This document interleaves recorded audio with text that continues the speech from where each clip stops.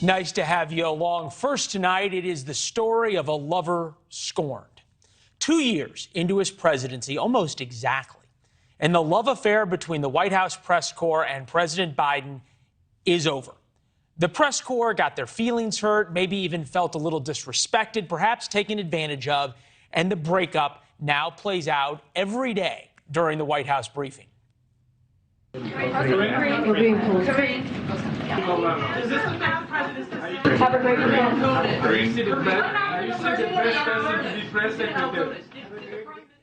We'll get into the ins and outs of the breakup in a minute, but White House reporters are a particularly vicious bunch. I know, I used to be one. And you really have to be in order to get the job, not because it's that difficult of a job, but because it's a plum assignment. White House reporters have to be vicious internally at their own networks, which explains a lot of what you keep seeing. At this point, it would be easy to poke fun at Karine Jean-Pierre, the White House press secretary. But that really wouldn't be fair, and this isn't really about her. She is, of course, completely outmatched and out of her depth, but that's not really her fault. Mr. Biden and his chief of staff, Ron Klain, put her in that job, and it was supposed to be an easy job. The White House press corps loved President Biden. Just think about all of the things they have given him a pass on. Literally running his entire campaign from his basement. The border crisis. The fact that he blamed Putin for every single gas price spike and for inflation. That he's taken credit for upticks in jobs in the economy despite extraordinarily small policy changes. They give him a complete pass on his involvement with Hunter Biden's weird business dealings. So why all of a sudden do they come out swinging? It's simple, really. The classified document scandal threatens to make them, the White House reporters, look bad. When the story first broke, they carried the White House water, and at the time it was dirty water. Now it is filthy water, and the White House press corps is a little angry. 6 times that turned out to be false. Are you sorry about that? I'll see you tomorrow. Come talk to me. I'll see you tomorrow. Think about just the past 10 days. The president was less than honest at least once. The press secretary got caught in a few whoppers. And now there might be more searches for more documents.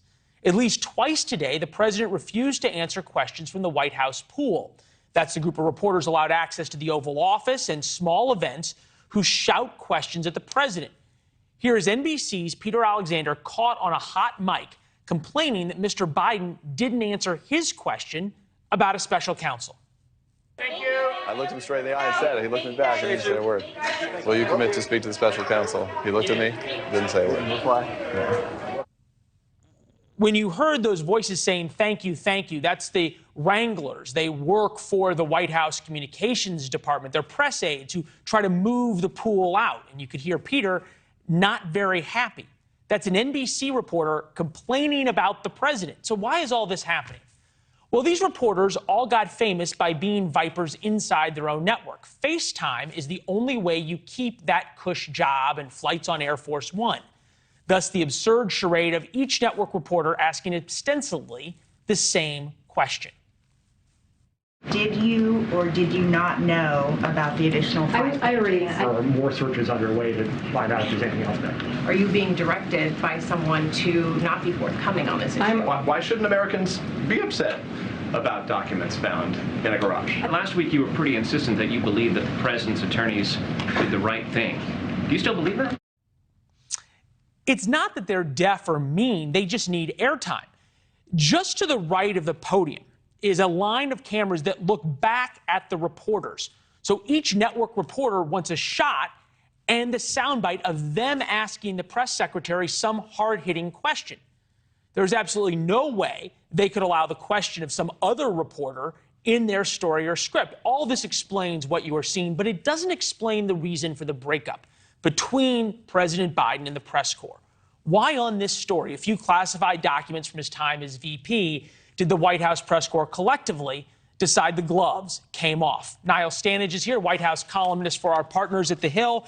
Niall, it's been a while since I was in the room. I know you're there daily. In a sense, that I feel like what we're talking about with the press corps is a little bit more about sort of human nature than it is a story about documents. I don't know. I would push back a little bit at that, Leland. I think that the story about documents goes to very central topics that are important to the press corps and to the public. Things like transparency, which the White House has consistently claimed but hasn't really lived up to. And just the fact that this is objectively a problem. Remember, the very start of this story was documents being discovered 6 days before the midterm elections and no one saying anything about it. That is self-evidently information that the public ought to have known and didn't receive. Thanks for watching. Go to newsnationnow.com to find NewsNation on your television provider. And don't forget to subscribe. Click the red button to get more of NewsNation's fact-driven, unbiased coverage.